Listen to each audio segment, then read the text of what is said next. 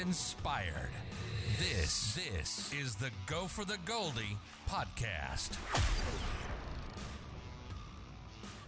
Ladies and gentlemen, boys and girls, welcome to history. Today is the first Go4TheGoldy Fitcast. This is a podcast dedicated to talking to fitness professionals from around the industry, because all of you out there, well, I can say all of you, but a lot of people have misconceptions about what being a trainer actually is. And what I want to do is introduce you to the spectrum of people that exist out there. Inspirational people, people who are highly motivated, who absolutely love what they do. And my guest today is no exception to any of those rules. He's a colleague of mine, but more importantly, a dear friend of mine. We have Reed Woolcock here. Reed, welcome to the show, man. What's going on? Thank you, Goldie. I appreciate you having me. Just a couple of dudes being bros with their sleeves off and backwards hats. We didn't even plan this, folks. This just organically happened. Oh, I knew there was going to be no sleeves. I knew there was going to be some sort of hat backwards. So. Yeah, I mean, the room can't handle this much testosterone at one time. That's right. This is something. There's a couple alpha males. There's a couple of alpha males. Just a couple alpha males. So I guess to get started here, Reed, why don't you just give the people, a little bit of a brief intro about, who you are and what you do. All right, a little bit about me, starting from the beginning. It was a rainy night, and no. Grew up here in Dallas, North Texas native. Spent all my high school years in team sports. I was doing kid stuff in team sports. By the time high school graduation happened, wasn't ready for school anymore, so went off to join the Navy. Joined the U.S. Navy. Got, for just in case you were confused about which one. Went out, spent 4 years out, ported in San Diego. Got to see the world. They Awesome. told me I was going to get to see the world, and they didn't tell me it was mostly water, so I got to see a lot of water. But yeah, I got to go everywhere, Pacific side, from Hawaii to Japan to Singapore to Dubai, and then some smaller stops in there. So how old were you? 18? 18 when I went in, 22, 23 about when I came out. So as always, appreciate your service. I know it's cheesy to say, and you probably get sick of hearing that, but people like you need to exist to protect people like me. and it's funny because I look back and all I did it for was just to get out of school. Mm-hmm. And then once I got it done, I was like, all right, I really want to go to school now. I was like, it's funny, right? Yeah, it's like, all right, 4 years of real hard labor. There was enough for me. Well, at 18, who the hell knows what they want to do? That's right. I mean, That's right.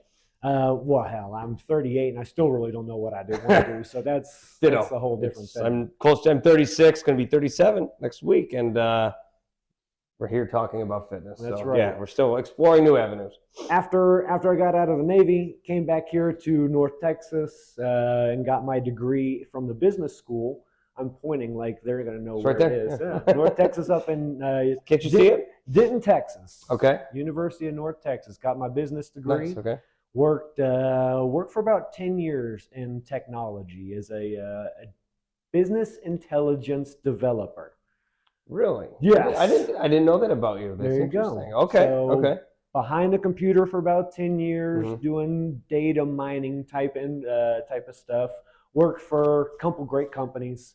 I just got tired of it. I got bored of sitting behind a computer. Yeah. It just wasn't for me.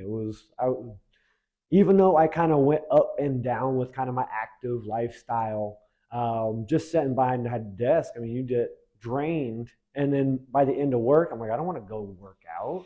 Yeah, and that's where I think especially athletes, like yourself, I know I experienced this myself too. Growing up, you were always active. That's your norm. I know you said you played sports. I mean, I was a 3-sport athlete, and then you had summer, right? So I was during the school year, I was always after school going to a sport, and then over the summer, I always had baseball practice or swim practice or whatever I had going on. And then once you get to that professional world, that desire to be active doesn't leave you, whether you're cognizant of it or not, right? It's in you, and you just start going nuts. You start finding different avenues to try to occupy. At least for me, this was subconscious. I was I was drinking probably more than I should have when I was working at 9 to 5, because you always had a happy hour to go to, and you were living for the weekends, and it was just, it took my father passing away to really reevaluate, like, whoa, I don't want to be doing this strapped behind a desk, and I'm not sure, did you have that, like, real hard realization? I know you said after a while you were like, I want to be doing something different. Like, was there a specific catalyst? Mine, it was just a slippery slope of getting bored, and then just COVID hit, and all right, now I'm working from home, and I'm still not enjoying, like, I'm dreading the 5-minute walk from my bed to my computer, and then going, oh crap, here's another day. And then I was like, all right, I'm back into like doing a little more working out. I was waking up early to go in before work, starting to get in better shape from sitting behind eating honey buns. Yeah. So I was like, all right, let's get my personal trainer certification. Like, and COVID was a unique challenge. I mean, when else has there just been like a global stop, right? Like everyone graduates college and goes through do I do this with it? But like, you can't leave your house, and everyone was drinking more than they should have and been eating, like you said, a little bit more than you should have, because it was just so uncertain. No one knew what was going on, and it was just, let's face it, it was easy. It was easy to like not be disciplined because it was so open-ended, the situation that we were in. So yeah, I totally get it. I was thinking of like, we had to relearn how to do things. That's right. Like, yeah. Whether it's like, all right, I got to work out from home. Like, how the hell am I going to do that? Like, okay, let's start getting creative. Let's go YouTube stuff. Like, what are other people doing at home where I can do that same thing? Because I didn't have shit for weights around the house. Like, maybe a pull-up bar on the doorway. Yeah, you're creative with it. About it. Yeah. So once I started like getting creative and doing my own in-home workouts, I was like, all right, I find joy in this. That's when I was like, all right, let's get the personal trainer certification. Whatever happens with it, cool. If like had no expectations. Throw in the back pocket. Just be ready if the situation presents itself. That's exactly right. Now, what certification do you have? Mine is through NASM. NASM. Yep. Okay. Yep. So for folks listening here, just to kind of like take a sidebar here, there's many different routes to go in order to get your personal trainer certification. I mean, there's the route to where like, you could go all the way up and get like a kinesiology degree, or you can, go online and get one in 10 minutes. Obviously, there are varying degrees of expertise that come along with it and notoriety as well. So the one that Reed's talking about here is the North American Science of Medicine.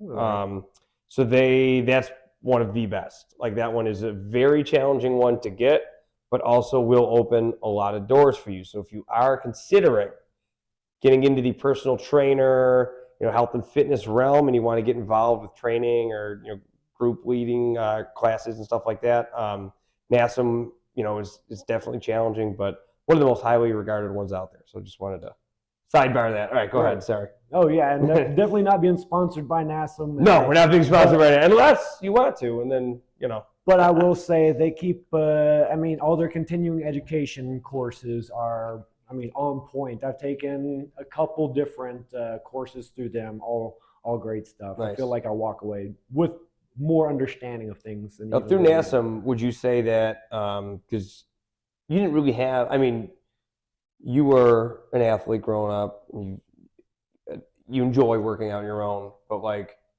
how prepared were you, would you say, compared to the material and the test that you just studied for? Like, did you have any foundational, or were you starting at zero basically? Like, were you? I won't say zero, but it was definitely not feeling comfortable going into a lot of the things you. There's a learning curve. Absolutely. I was definitely on the bottom part of that learning curve. I had a big, especially opening that book for the first time, you're starting to see these body part names you haven't seen in.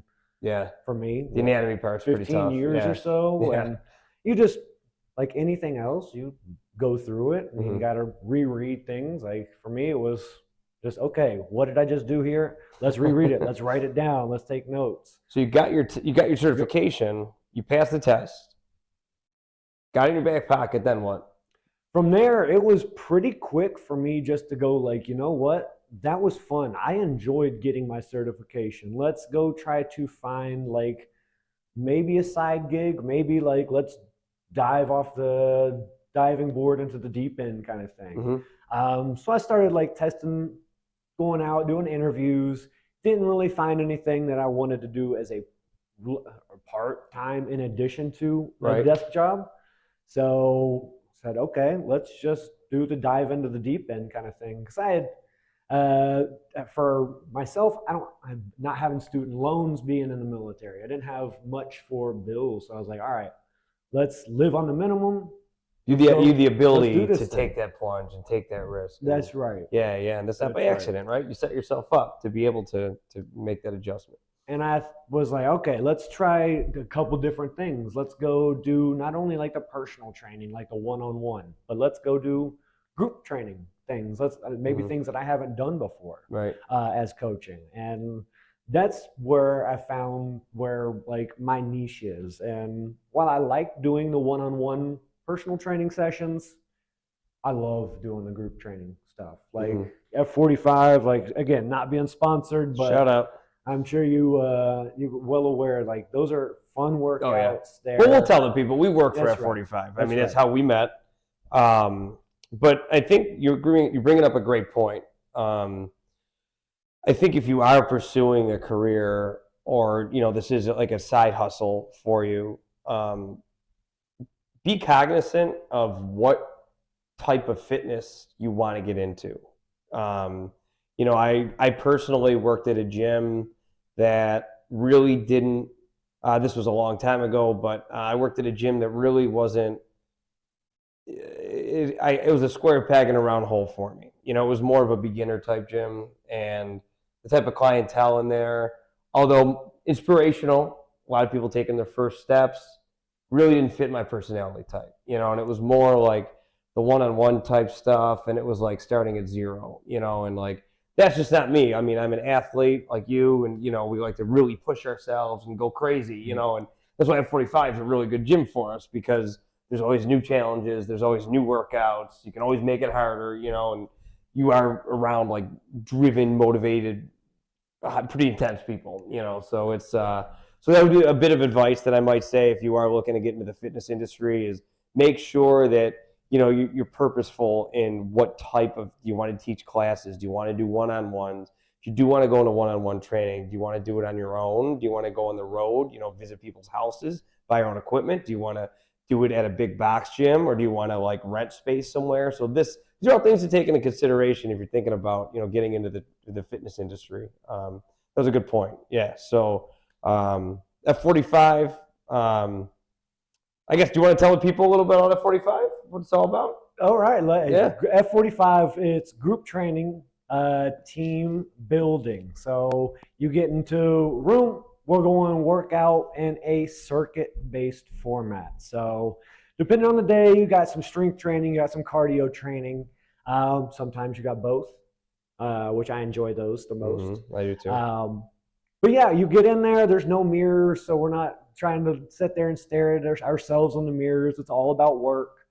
And it's for everybody. Like, I think that's one of the coolest things about it, is it's not only for people that are looking to just increase and take that next step. It's also for that first timer. Like, hey, I've never lifted weights before. Like, how do I do this? It's very comfortable setting to go in and, all right, not only do I have these coaches that are certified, they're going to tell me my form. I feel comfortable because these other people are doing the same thing right beside me. It's kind of what I think of as, growing up in football practice is you're working as a team, you're pushing each other. It's quick. And it's that idea of like, you're only as strong as your weakest link. And that doesn't mean physically weak. That just means like, hold each other up. You know what I mean? There is that team aspect to it, which is I really like, because I don't play team sports anymore, and I did play football through my 20s, and I miss that, and that kind of gives me that. I don't know if we talked about it or not, but like, I used to make fun of group classes. Like, I was just like, that is not for me. That is for like, people looking to make friends and not really to work out that hard. And then a buddy of mine turned me on to F45, and that was the light switch for me. I went to the first couple classes, and I went, I'm all in. So how did you get hooked up with F45? I know you said you were kind of exploring different gyms when you got your certification. You're like, I'm going to dive in. I'm going to go all in. F45, how'd that come across? How did I find out about F45? Honestly, if I'm looking back, it was through LinkedIn. I went, okay, they need some sort of personal trainer. Said, hey, come and try a class out. That's really what it kind of said. And I was like, okay, let's go try a class out. First one, I was hooked. That's awesome. I went on like one of those cardio hybrid days. Okay, yeah. After class, I said, all right, look, I'm ready to work. Like, let's go. Put me in, coach. That's awesome. I'm ready to train. And it's helped me definitely as a trainer. Yeah.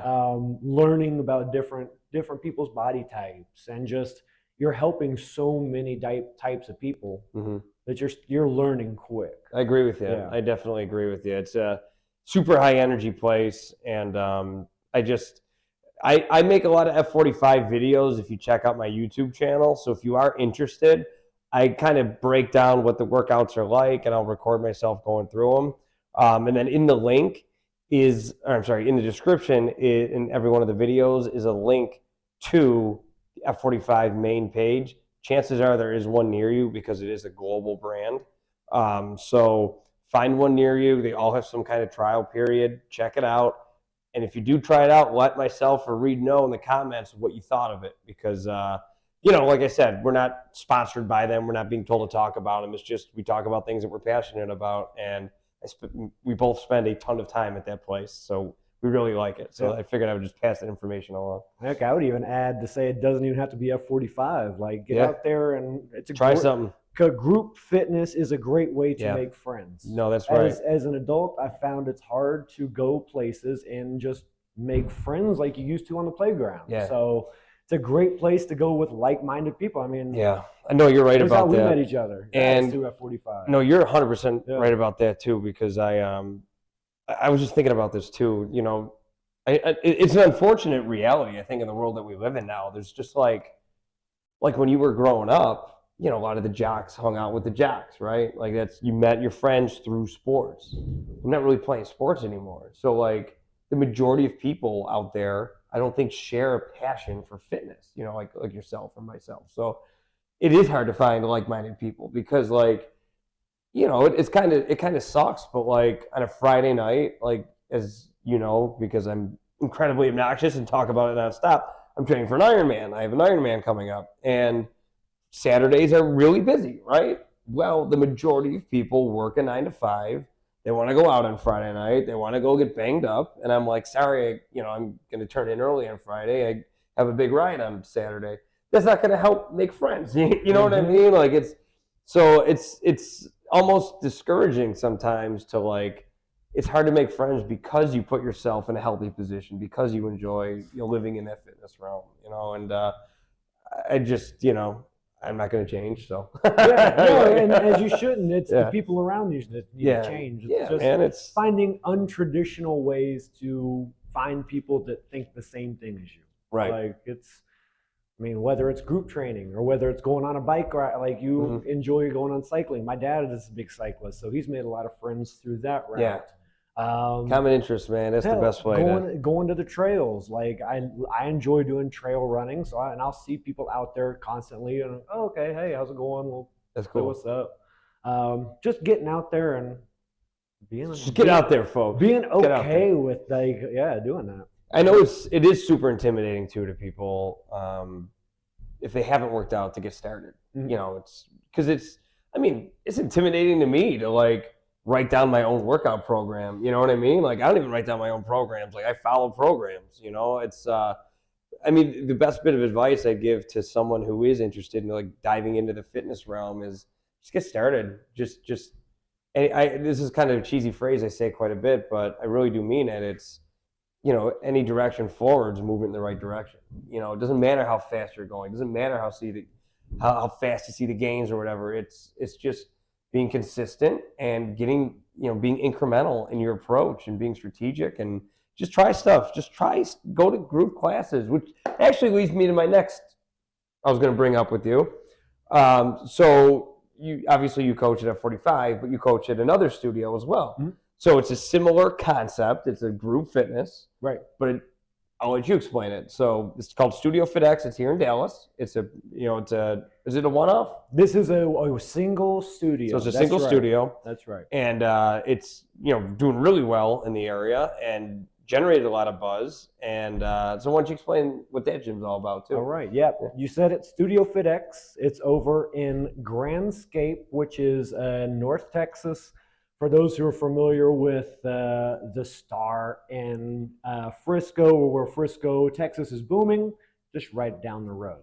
But yes, we are owners, our former F45 owners. They actually had the first F45 here in Texas.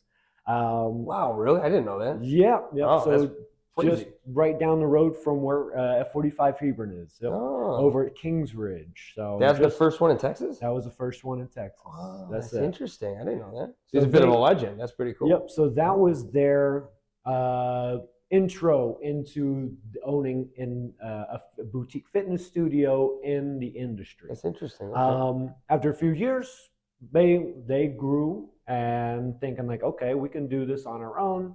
That's where we came with Studio FitX. We just celebrated, we're just over a year opened, and we're growing. Like you said, it's good. Yeah.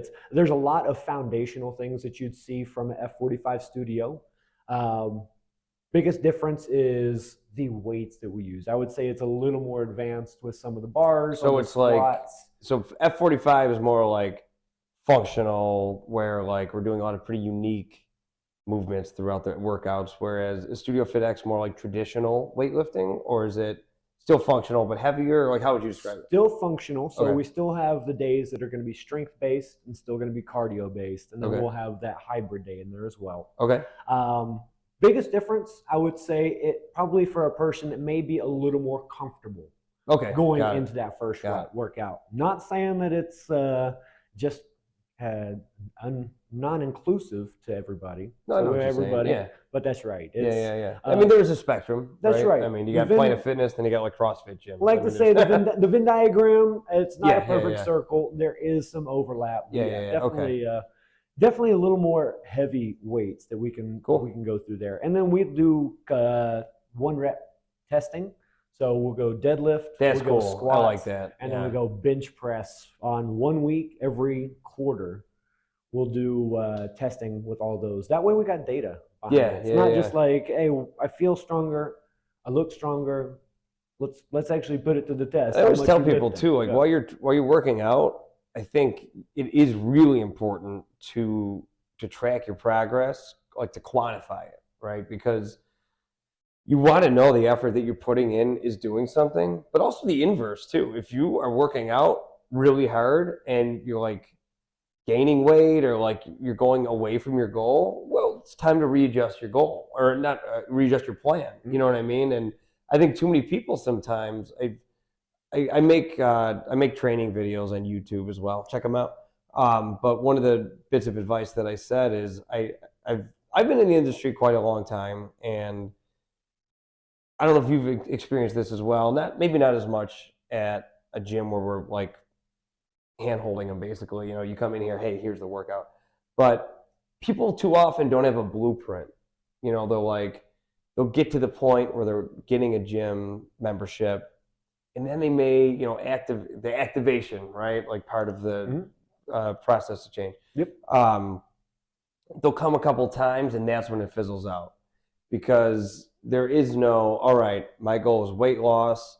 I need to be, burning this many calories per day, ingesting this many calories, maybe going, I'm going to go 4 times a week. There's really no play. It's like, do I feel like going today or do I not feel like going today? Like that's basically all that guides your, and then you see people not get the change that they want. Then you see them get discouraged, and then they say, well, the gym's not for me. Well, you put yourself in this position to not even be successful, so that's a bit of advice that I always like to say, is just do it with a purpose, just you need food to eat, so you're going to schedule time to go to the grocery store. Well, treat it like that, I'm going to go to the gym 4 times a week. Here are the 4 days that I'm going to go, and treat it like work. I'm not going to miss that. You're not just going to not go to work one day.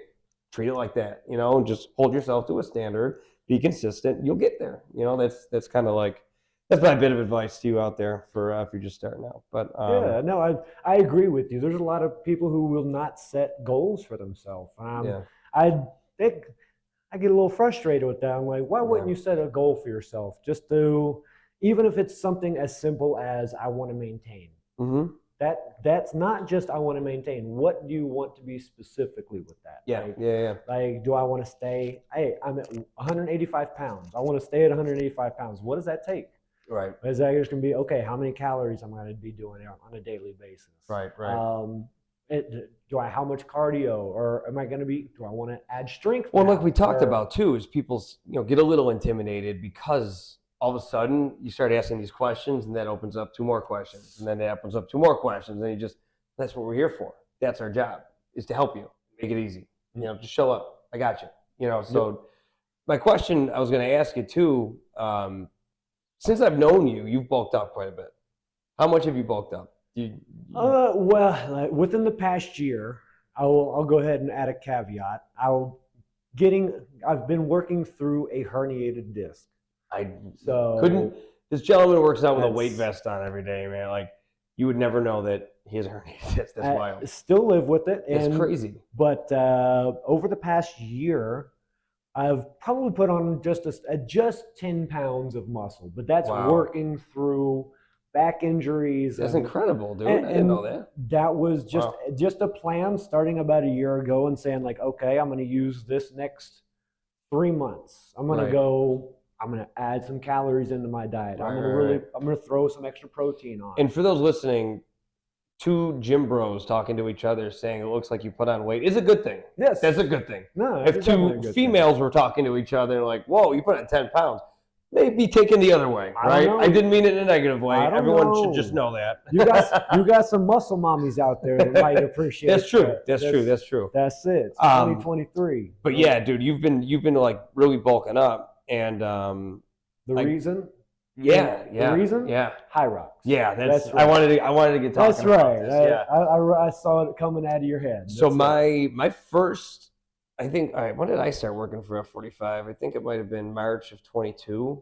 Yep. I think around that area. December of 21 is when I started with F45, but then I went to Hebron March 22. That's what it was. So I believe it was June of 22. We did that Spartan race.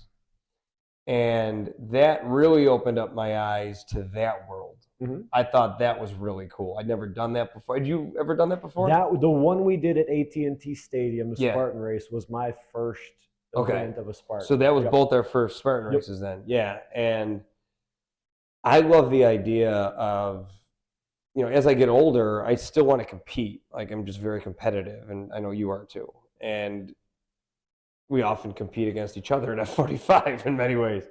And doing that experience was just really cool. That lit a fire under my ass to train in a very unique way. And I think, okay, I'm getting ahead of myself here. The High Rocks competition. Okay. So you just heard he's been bulking for this High Rocks competition. The High Rocks competition is a really cool event sponsored by Puma. They go around the world to major cities across the globe. And it's a fitness competition in which you do need cardiovascular endurance, but you also need strength as well. And it's a pretty unique combination of the two. I always butcher the events. So Reed, hop in here. Okay. Do you remember the events in order? I can never remember them in order. It starts with a 1,000 meter run. So there you're going to start with that 1,000 meter run. Then you're on to the skier machine. Okay. So that's 1,000 meters on the skier. Yep. Then we're off on another 1,000 meter run. So there's 8 events, and you run a 1K in between each one of those events, to be clear. Yep. So then you start with the 1K, ski erg, run. Sled push. Sled push. Then we're on a sled pull. Sled pull. Then we got our burpee broad jumps. Burpee broad jumps. That one's tough. That one's a mentally tough one. That one's terrible. That one's terrible. Then we're on the rower. Okay.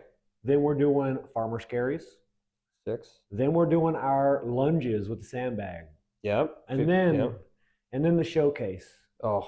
The wall balls. 100 of them. 100 wall balls. So if you don't know what a wall ball is, you have a medicine ball. For the men, is it 12? 14? 14. 14.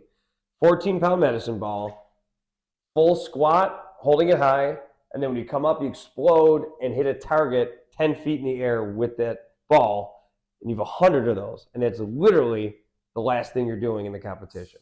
So I was going to say, it sounds easy enough, but you've just ran 5 miles. Yeah. You've just done all those 8 events. Your legs are shaking. Mm-hmm. But it's very rewarding to finish it. It's the cheer of the crowd. It's where everybody's waiting to see you cross the finish line, and it pumps you up. It's fun. That's why awesome. That's right. They do such a good job of putting it on, and it's so cool because it's spectator friendly. It's not like a triathlon where, all right, there he goes, see you in an hour. You know what I mean? You can watch the whole time and cheer them on. Cheer us on when you're running, and watch every event. And I love the competitive aspect of it too. I mean, that's what I'm looking for. I'm looking to just really lay it down and see how I compare against other people. And obviously you are, that's why you're bulking up. And so the next High Rocks is in November in Dallas. Right. And we're really looking to knock this out of the ballpark as a studio. F45, we're training, I'm sure Studio FitX has a lot of people doing it there too. But I guess the whole point of this whole diatribe I'm going on here is like you were talking about earlier, getting in a community just exposes you to just so many new things. I would have never even heard about that Spartan at AT&T if I wasn't at F45. I think you're the one who told me about it. I wouldn't have heard of High Rocks, and it gives me a purpose in the gym. Yeah. Like doing those competitions, I want to be better than next time. So I got a question for you. I told you I make these videos about just training topics. Just if it helps in fitness, I'll just make a video and talk about it. One of them is motivation.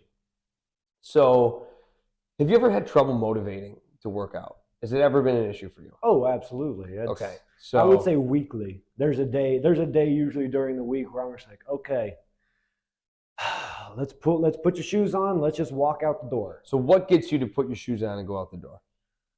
For me, it's the knowing that I'm going to feel better after I get done working out. Got it. Yep. Even if I'm putting in half-ass effort, I get done. I'm a little sweaty. My blood's pumping. Yeah. I got some endorphins running. Well, it's like that saying, right? Any movement forward is movement in the right direction. That's it. Right? Yeah. That's it. I feel like getting up and doing a workout makes me feel like I get those endorphins that are running. I feel joyful. Like it helps me sleep better. It helps me with my depression, my anxiety, my appetite. I listen to Joe Rogan a lot, and one of the things that he says quite often, which I think is so true, if you could bottle that feeling when you're done working out, if you could put that in pill form, that'd be the most selling drug of all time. It's right. I mean, you can't argue that. When you're done with a workout, whether it was crappy or the best workout of your life, you walk out indiscriminately in a better mood. Like you are just objectively better for having done that. And I don't think enough people understand how little effort you have to put in at the beginning of your journey to feel better. No, and even starting off, if you're just never done anything in the fitness community, walking, walk around the block, just walking for 10 minutes, you feel better afterwards. Your body is meant to move. So that's my motivation. It's just that feeling afterwards, like you said. That's interesting. Yeah. So let's say that there were no Spartan races, there were no High Rocks competitions. Would you be working out as hard as you are if there were no competitions involved? Regularly, probably not. I would probably have good workouts like I did before I got into the competitions. But now that I do them, I'm actually pushing myself. When we're working out together, it's like, hey, let's pick it up, High Rocks or whatever. I gotta tell you, dude, I think about you every time I'm on one of those damn erg machines, whether it's the ski erg or the row or the bike. Well, not really the bike, but ski or the row. Yep. Because the other day I mentioned to you, I think it was a Saturday, I was like, whoa, you're cranking. You have gotten so much better at that. Not that you were bad before. I mean, you were fourth in freaking Dallas or whatever, but you look like you're better now, which is scary. You know what I mean? That's like Ken Griffey Jr. learning how to hit home runs better. You know what I mean? Like that's what you know what I mean? Right? Yeah. What a reference. Yeah. Ken Griffey Jr. is the best way. Hey, All-Star game was last night. Maybe that's why it's fresh in my on our head. minds. Yeah, that's right. But yeah, man. So like, the reason I ask is because I think a lot of people, anyone can work out. Like it's not this like, you're not solving, equals MC squared here. Like you're not like. There's so many ways to do it. Yeah. Yep. So I think motivation, is really the key. Like external motivations, really, I don't think, this could be up for debate, but I think intrinsic motivation is what really drives people to get their ass out of bed and, get to the gym or stop at the gym on the way home from work as opposed to not, because like, I want to work out for my kid or I want to work out, to look better or whatever. But it's like, if there's something really driving you deep, I think that's what's going to be that jolt to get you moving. I don't know. What do you think? I agree. There's definitely internal and external motivators. Yeah. For me, the internal is what gets me going and puts my shoes on. The external is what pushes me that extra mile. Like that's it's right. really Okay, yes. me. Yeah, that's a good caveat. That's right. Yeah. Like, what I think about a lot is you were just in my studio. You saw that High Rocks #1 banner. Mm-hmm. I want another one of those. Like, the reason I have the one in the middle and then there's the twos on the side, those twos eat at me. I hate seeing second place. Like, that makes me angry. They're the first ones that's going to fall down. Do you know what I mean? Like, so that's an external factor for me. I want to win a prize. Like, I want to get first place. Like, then and you're right. Like, the intrinsic motivation is I've been so consistent with this. Like, I love being the best athlete that I can be, but then, that gets me out of bed. But then once I get to the gym, then this is for first place. Yep. This is, that guy over there is not doing that, or that guy over there is not doing this, or, so-and-so is, oh, there we go. Okay. Didn't know if my computer turned off or not, but we're good. But yeah, so the High Rocks, the Spartan, you got any other races that you're going to dip your toes into? Any like 5Ks or anything? Or no, nothing serious. I always like to do some fun lead up stuff. So I know Savage Races does one here in North Texas that I might. That's October, I think. That is October. Yeah. Yep, that's exactly right. I think it's that first weekend in October. Those are great. Just as I like those. I've never done one. They look cool though. Yep. Same kind of thing. Yeah, we were going and doing the obstacles outside, so you can get dirty. They got the mud. They got the and it's water. a race, right? That's a race. Yeah, it's a race. That's the reason why, like, and no offense to Tough Mudder, that's what never drew me to the Tough Mudders is that it wasn't a competition. Even though I'd never done a Spartan race before, I still wanted to compete and then see who beat me and then try to get there. You know what I mean? Yep. So the Savage race I did look into because it is a race. So what makes it different? Obviously, it's outside, like you said, but just the obstacles that you're going to find a little different. Very, very similar to what you'd find in a Spartan race. They promote themselves as the best obstacles, and I think they caveat it as like this is the most that people vote on when or obstacle course race digest. I don't know.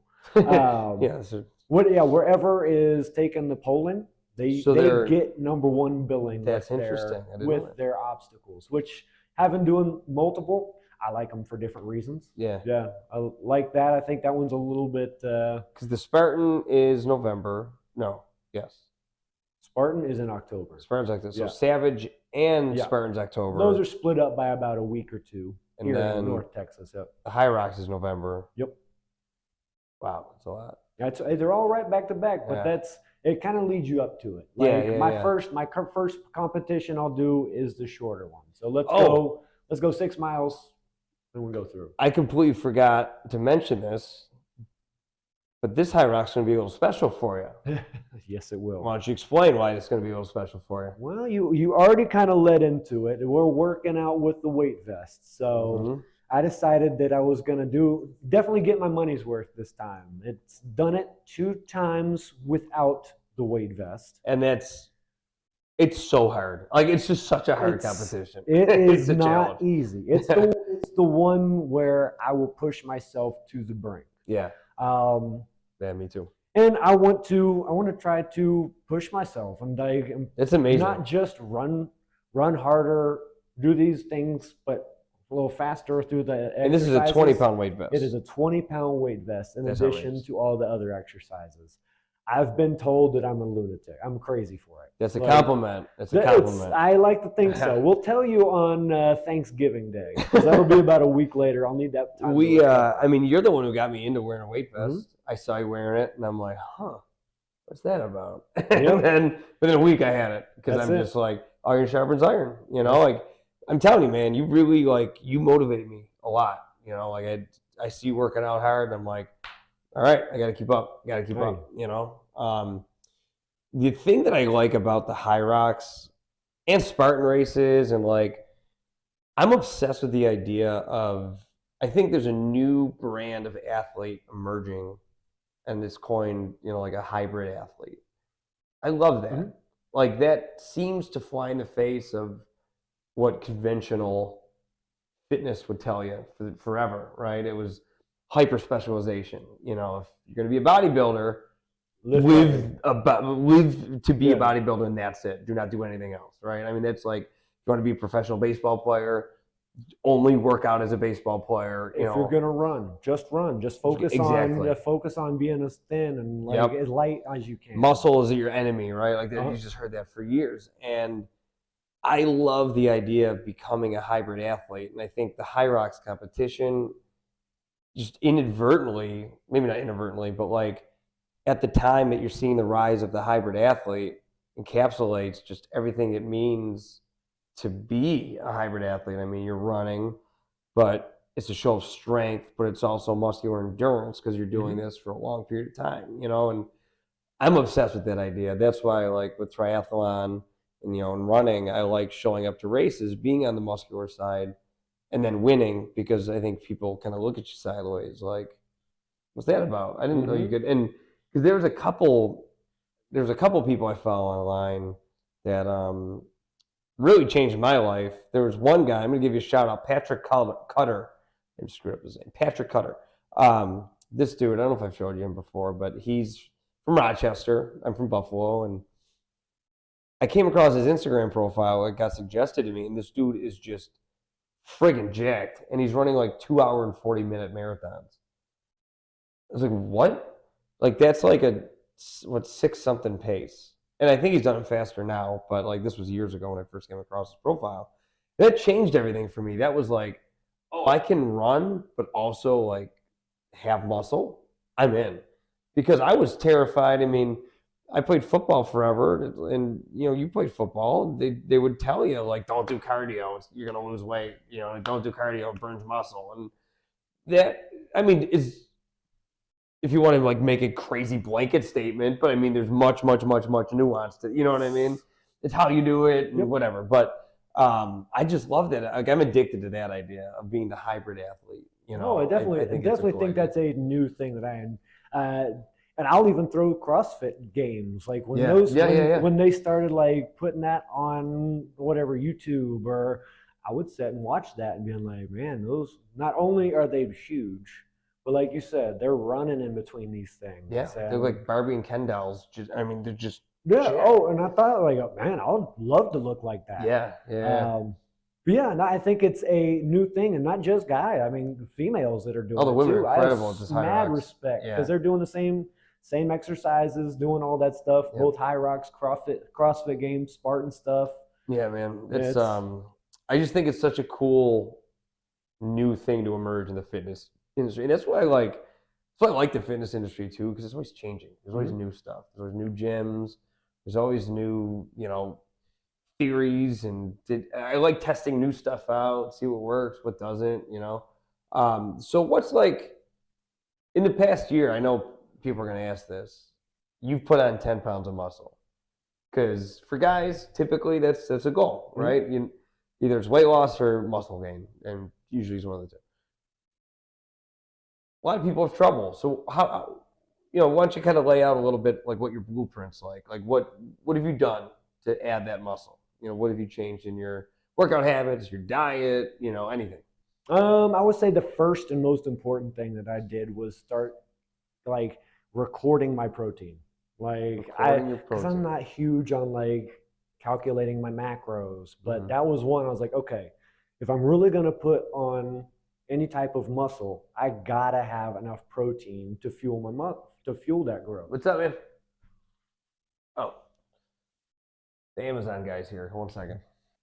Oh, good. All right, we are back. The Amazon guy was lost here. We're in our apartment lobby here, so I didn't rent this. We just kind of hijacked it. But anyway, we'll move forward to the conversation here.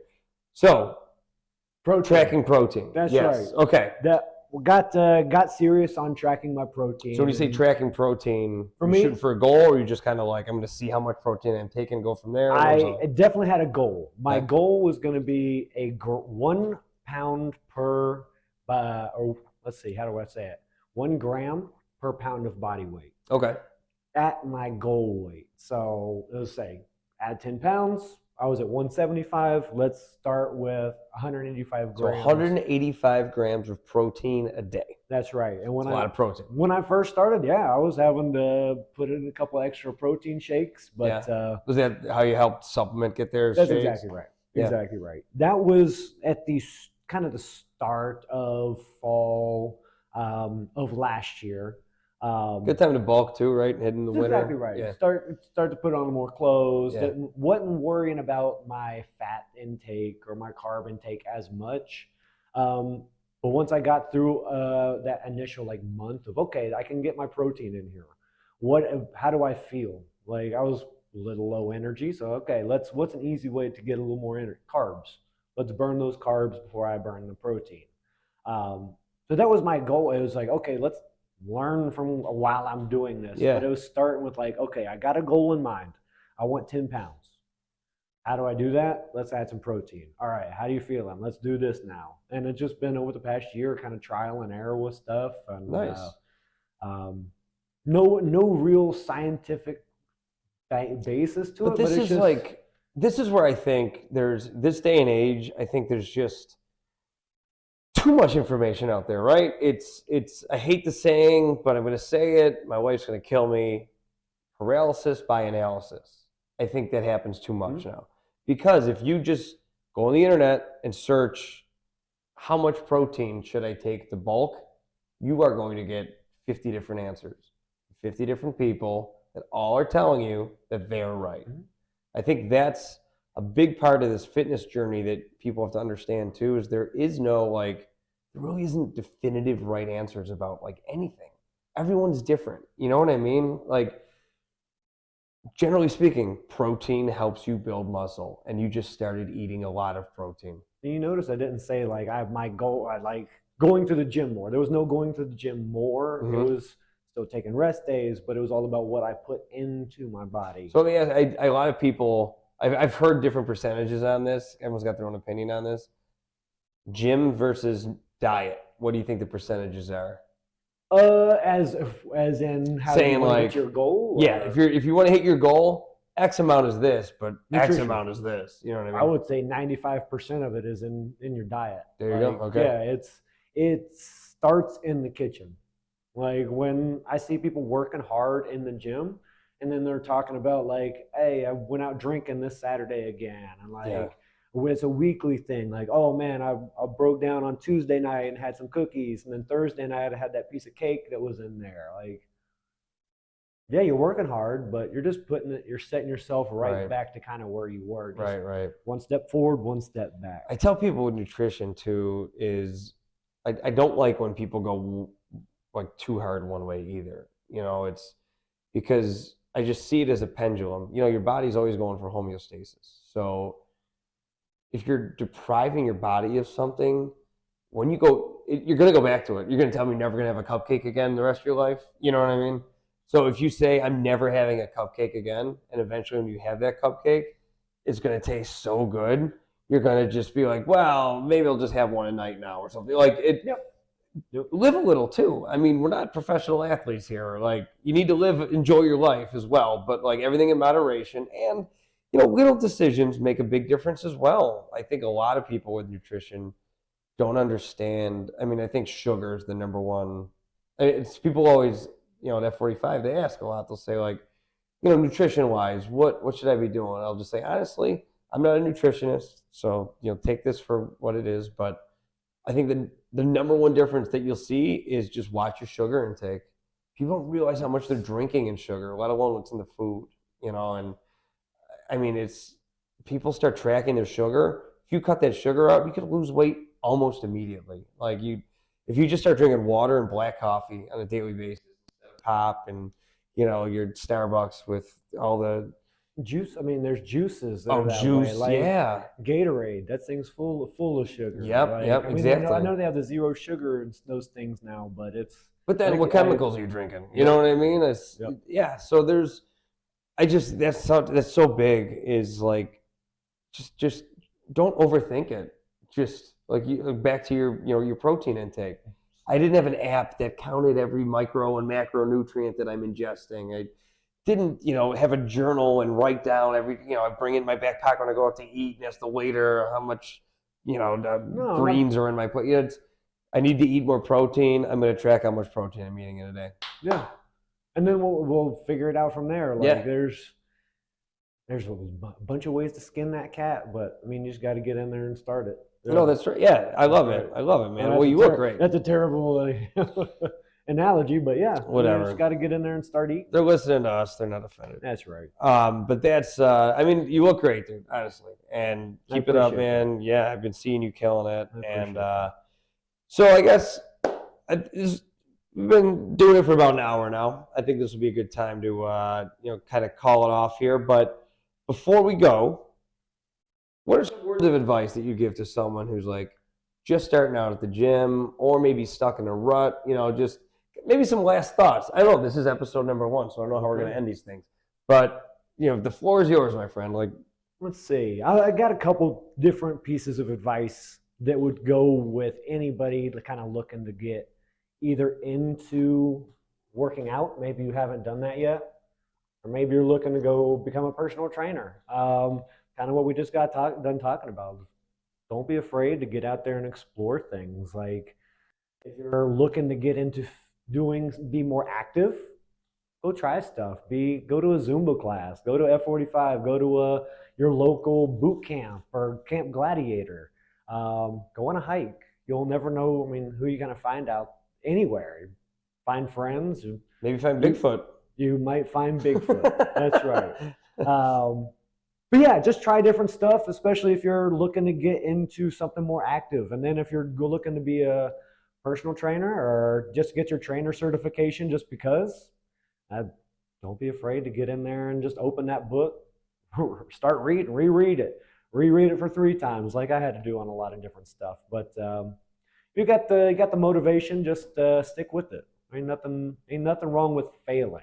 Failing is an option. You just got to pick yourself back up and go try again. And honestly, in the fitness world, failing's a part of it. That's it.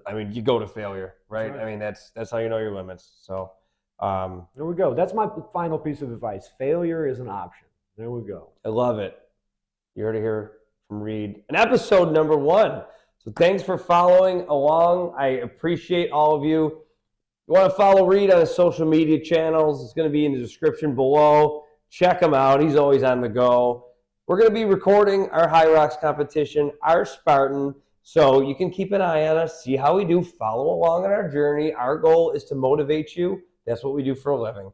So make sure to subscribe to my channel, like this video, drop a comment. Let me know what you think. If you have any guests that you want to see on the show, send them my way. I'll be more than happy to hop on a call and just talk things out on the first Go for the Goldy Fitcast. It's Goldy and Reed checking out from Las Colinas, Texas. We'll see you soon.